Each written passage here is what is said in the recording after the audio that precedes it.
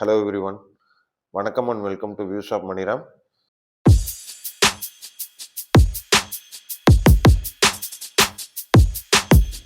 இந்த வீடியோவில் நம்ம என்ன பார்க்க போகிறோம்னா என்னை பற்றி ஒரு செல்ஃப் இன்ட்ரொடக்ஷன், இந்த சேனலை பற்றி ஒரு சின்ன இன்ட்ரொடக்ஷன், அதுக்கப்புறம் சேவிங்ஸ் அண்ட் இன்வெஸ்ட்மெண்ட், அப்புறம் இன்ஃப்ளேஷனை பற்றி ஒரு பேசிக் கான்செப்ட் பார்க்கலாம்.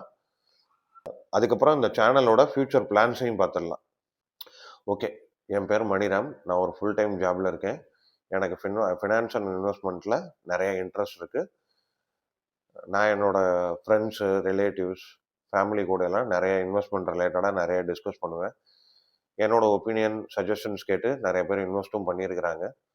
ஸோ நான் என்னோடய சர்க்கிளில் மட்டும் டிஸ்கஸ் பண்ணாமல் அதையே நான் வந்து வீடியோவாக ரெடி பண்ணி அப்லோட் பண்ணால் சோஷியல் மீடியாவில் இன்னும் நிறைய பேருக்கு ரீச் ஆகும், நிறைய பேர் அதை பார்த்து தெரிஞ்சுக்குவாங்க அப்படின்னு நான் நம்புகிறேன். அடிஷ்னலி நான் பார்த்த வரைக்கும் தமிழில் வந்து நிறையா சேனல்ஸ் இருந்தாலுமே ஹிந்தி, இங்கிலீஷை கம்பேர் பண்ணும்போது சேனல்ஸ் கம்மியாக இருக்கிற மாதிரி தான் எனக்கு தோணுது. ஸோ அதனால் நம்மளும் சேனல் க்ரியேட் பண்ணி பண்ணும்போது இன்னும் எவ்வளோ பேரை ரீச் பண்ண முடியுமோ பண்ணட்டும் அப்படி தான் நினைக்கிறோம்.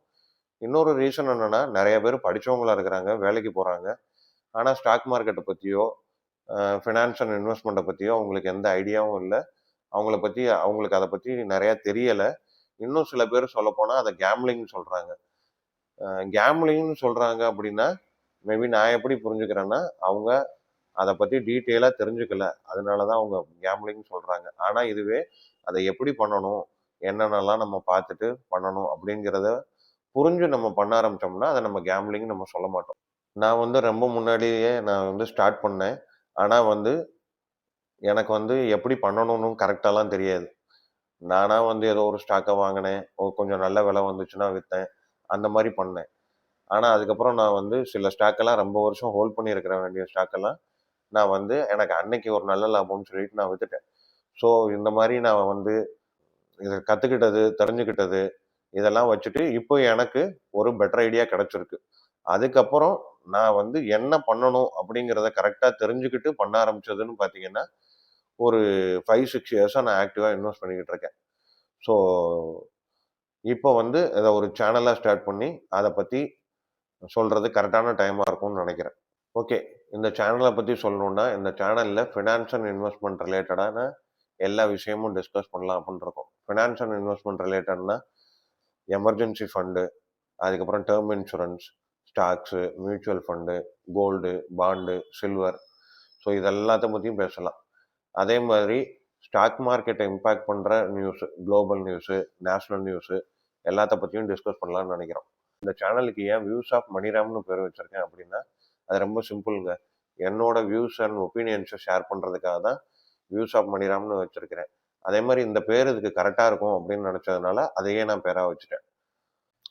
சரிங்க, இப்போ சேவிங்ஸ் அண்ட் இன்வெஸ்ட்மெண்ட்னா என்னன்னு பார்க்கலாம்.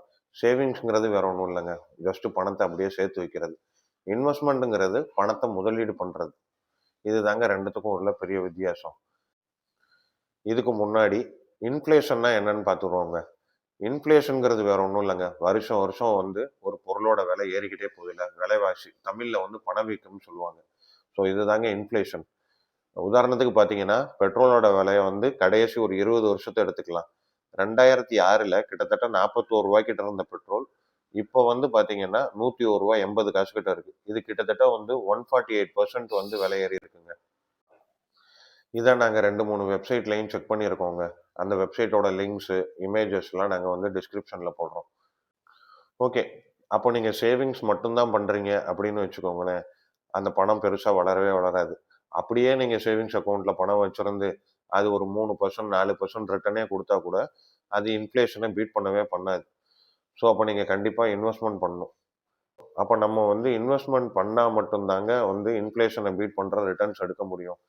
ஸோ இன்வெஸ்ட்மெண்ட்னா எதுலாம் பண்ணலாம் அப்படின்னா, ஸ்டாக்ஸில் பண்ணலாம், mutual fund, bonds, gold, silver இதில் எல்லாம் பண்ணலாம்.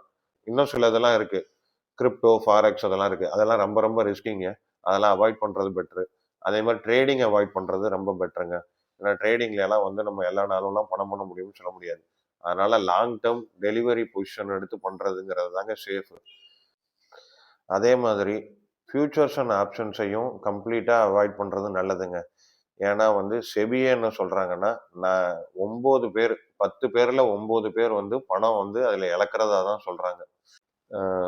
ரியல் எஸ்டேட்ட பத்தி பேசல அப்படின்னு நினைக்க வேணாம். ரியல் எஸ்டேட்ங்கிறதுல என்ன ப்ராப்ளம் இருக்குன்னா, அது ஒரு ப்ராப்பரா ரெகுலேட் பண்ணாத ஒரு இதுவா தான் நான் பார்க்குறேன். ரெகுலேட் பண்ணாத ஒரு ஃபீல்டா தான் நான் பார்க்குறேன். ஏன்னா வந்து அதில ஒவ்வொருத்தவங்க ஒரு ரேட் சொல்றாங்க. ஃபர்ஸ்ட் ஒரு புரோக்கர் ஒரு ரேட் சொல்லுவாரு. அப்புறம் அவர் இன்னொரு ஒருத்தர இன்ட்ரோடியூஸ் பண்ணுவாரு. அவர் ஒரு ரேட் சொல்லுவாரு. ஸோ இதில வந்து யாரு விலைய வந்து ஃபிக்ஸ் பண்றா அப்படிங்கிறதெல்லாம் கிடையாது. அதே மாரி நெறைய ரூல்ஸ் அண்ட் ரெகுலேஷன்ஸ் இருக்கு. அப்புறம் இன்னொன்னு வந்து நீங்க வந்து அந்த இடத்துக்கு பக்கத்துல இருந்தீங்கன்னா ஓகே. இல்ல நீங்க தூரத்துல இருக்கிறீங்க அப்படின்னா, அத மெயின்டெயின் பண்றது. அப்புறம் நீங்க அத வித்து காசாக்குறதுல எல்லாம் நெறைய பிரச்சனை இருக்கு. நெனச்சோனே வித்துட்டு பணம் பண்ணிற முடியாது. அந்த மாரிலாம் நெறைய ப்ராப்ளம்ஸ் இருக்கு. அதே மாரி அதுல இவ்வளோ ப்ராப்ளம்ஸ் இருக்கிறதுனால, அத நான் யாருக்கும் அட்வைஸ் பண்ண மாட்டேங்க. இல்ல உங்களுக்கு வந்து கரெக்ட்டா வந்து நான் ரியல் எஸ்டேட்ல கரெக்ட்டா அடுத்து ஃபியூச்சர் எது? இந்த இடம் எப்படி போகும்? எல்லாமே உங்களுக்கு நல்லா தெரியும் அப்படின்னா நீங்க பண்ணுங்க. பட் நான் அத அட்வைஸ் பண்ண மாட்டேங்க. ஓகேங்க. அதே மாதிரி நம்ம இன்வெஸ்ட் பண்றோம்னா, நம்ம இன்வெஸ்ட்மென்ட்டும் வந்து டைவர்சிஃபைடா இருக்கணும். டைவர்சிஃபைட்னா எப்படின்னா, ஸ்டாக்ஸ்னா ஸ்டாக்ஸ் மட்டும் வாங்கக்கூடாது. அதே மாரி பாண்டுனா பாண்டு மட்டும் இன்வெஸ்ட் பண்ணக்கூடாது. ஸோ எல்லாத்துலயும் பண்ணணும். ஸ்டாக்ஸ்ல பண்ணணும், பாண்ட்லயும் பண்ணணும், கொஞ்சம் கோல்டு, சில்வரும் வாங்கி வச்சுக்கணும். ஸோ அதை எந்த ப்ரொபோர்ஷன்ல வாங்கணும் அப்படிங்கிறதெல்லாம் வந்து நம்ம வந்து எப்படி பண்ணணுங்கிறது கரெக்ட்டா பண்ணணுங்க. அதே மாரி அப்படி இல்லையா, ஒரு எல்லாமே கவர் அப் பண்ற ஒரு டைவர்சிஃபைடு மியூச்சுவல் ஃபண்டு அந்த மாதிரி எதனா பண்ணலாங்க. இப்படிலாம் வந்து ஃபியூச்சர் வீடியோஸ்ல இன்னும் டீட்டெயிலா பேசுறோம். ஓகேங்க. இந்த சேனலோட ஃபியூச்சர் பிளான்ஸ் என்னங்கிறத பார்த்துடலாம். ஒரு சைடு என்ன பிளான் பண்றோம்னா, எவர்கிரீன் வீடியோஸ். எவர்கிரீன் வீடியோஸ்னா லைக் ஸ்டாக்ஸ்னா என்ன? ஷேர் மார்க்கெட்னா என்ன? எப்படி ஷேர் மார்க்கெட் ஒர்க் ஆகுது? அதுக்கப்புறம் மியூச்சுவல் ஃபண்ட்ஸ்னா என்ன? பாண்ட்ஸ் அத பத்தி. ஸோ இந்த மாதிரி எவர்கிரீன் வீடியோஸுங்க. ஒரு ஃபர்ஸ்ட் டைம் இன்வெஸ்டர் பார்க்கும்போது அவருக்கு ஒரு நல்ல ஐடியா கிடைக்கும். ஸோ இது மாதிரி ஒரு ஒரு செட் ஆஃப் வீடியோஸ். இன்னொரு சைடில் பேரலா என்ன பிளான் பண்றோம் அப்படின்னு பார்த்தீங்கன்னா, அப்பப்போ உள்ள updates or news related to stock market. அப்பப்போ உள்ள global news, national news, stock மார்க்கெட்டை, ஷேர் மார்க்கெட்டை இம்பாக்ட் பண்ற நியூஸை பத்தி டிஸ்கஸ் பண்றோங்க. ஸோ இதுதாங்க இன்னொரு சைடு பிளானு. இதுக்கப்புறம் பார்த்தீங்கன்னா, நாங்க வந்து ஒரு வாட்ஸ்அப் சேனல் கிரியேட் பண்ணலான்னு இருக்கோங்க. எக்ஸ்க்ளூசிவா நம்ம சப்ஸ்கிரைபர்ஸ்க்காக மட்டும் வாட்ஸ்அப் சேனல், அதுக்கப்புறம் ஒரு ஃபேஸ்புக் பேஜும் கிரியேட் பண்ணி, அதில வந்து தென் அண்ட் தேர் அப்டேட்ஸ் நாங்க உடனுக்குடனே குடுக்கலாம் அப்படிங்கிறது ஒரு பிளான் வச்சிருக்கோங்க. ஸோ இதெல்லாம் தாங்க ஃபர்ஸ்ட் கட் பிளான். அதுக்கப்புறம் நாங்க பண்ற வீடியோஸுக்கு எங்களால முடிஞ்ச அளவுக்கு டேட்டா செக் பண்ணி, அத வேலிடேட் பண்ணி, நாங்க செக் பண்ணிட்டு தாங்க பண்றோம். அது போக நாங்க ஏதாவது மிஸ் அவுட் பண்ணா, கமெண்ட்ஸ்ல சொல்லுங்க. அது என்னங்கிறத நாங்க செக் பண்றோம். இது போக உங்களுக்கு ஏதாவது கொஸ்டின்ஸ் ஆர் டவுட்ஸ் எதனா இருந்துச்சுன்னா கமெண்ட் பண்ணுங்க. ஆர் உங்களுக்கு ஏதாவது இது சம்பந்தமா ஒரு வீடியோ போட்டா எங்களுக்கு நல்லா இருக்கும் அப்படின்னு ஃபைல் பண்றீங்கன்னா, அதையும் கமெண்ட்ல சொல்லுங்க. அது சம்பந்தமா நாங்க ஒரு வீடியோ பண்றோம். இந்த வீடியோ பிடிச்சிருந்தா லைக் பண்ணுங்க. இந்த கண்டென்ட் யூஸ்ஃபுல்லா இருக்குன்னு ஃபீல் பண்றீங்கன்னா, உங்க ஃப்ரெண்ட்ஸ் அண்ட் ஃபேமிலிக்கு ஷேர் பண்ணுங்க. இது மாதிரி ஃபினான்ஸ் ரிலேட்டட் வீடியோஸ் கன்டினியூஸா பார்க்கணும்னா, வியூஸ் ஆஃப் மணிராம் சப்ஸ்கிரைப் பண்ணுங்க. மறக்காம அந்த பெல் ஐகானை கிளிக் பண்ணுங்க. இன்னொரு வீடியோல சந்திப்போம்.